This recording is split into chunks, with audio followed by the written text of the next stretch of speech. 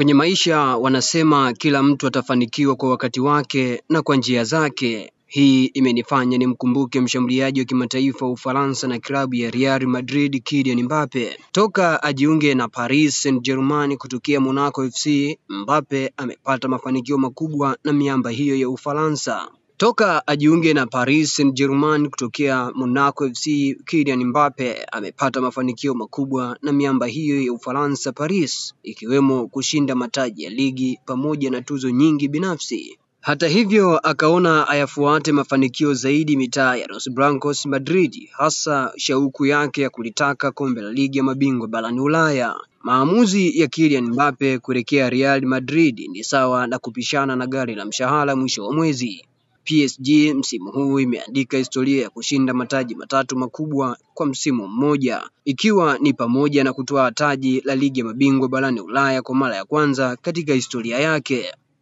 Ubingwa wa PSG kwenye michuano ya UEFA umenisukuma kuzitazama timu zote zilizowahi kushinda mataji matatu makubwa kwa msimu mmoja barani Ulaya. Msimu wa mwaka 1966 hadi mwaka 1967 wa ligi kuu ya Scotland, Celtics maarufu kama Lisbon Lion, ambapo walishinda taji la UEFA Europa Cup kwenye fainali dhidi ya AC Milan ya Italia kwa mabao 2-1. Klabu maarufu kwa kukuza na kuendeleza vipaji vya vijana kutokea Uholanzi Ajax chini ya kocha wake Johan Cruyff, kwa wakati ule walishinda treble na kuwa klabu nambari 2 kufanya hivyo, ambapo walitoa kombe la ligi, kombe la ndani, KNVB Cup pamoja na taji la European Cup. Aidha, nafasi ya tatu bado imeendelea kusalia nchini Uholanzi, ambapo sasa nizamu ya PSV Eindhoven walimuondosha Benfica kwenye changamoto ya mikwaju ya penalti chini ya kocha wake Gus Hiddink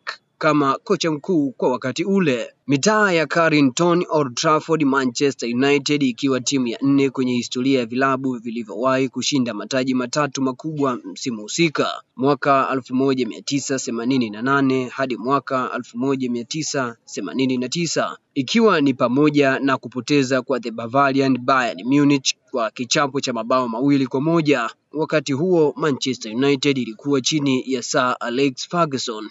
Halikadhalika katika nafasi ya 6 inashikwa na miamba ya Italia. Inter Milan msimu wa mwaka 2009-2010 ilikamilisha taji la 3 kubwa pale Santiago Bernabeu mjini Madrid baada ya kuwaondosha the Bavarian Bayern Munich kwa ushindi wa mabao 2-0 chini ya mastermind Jose Mourinho.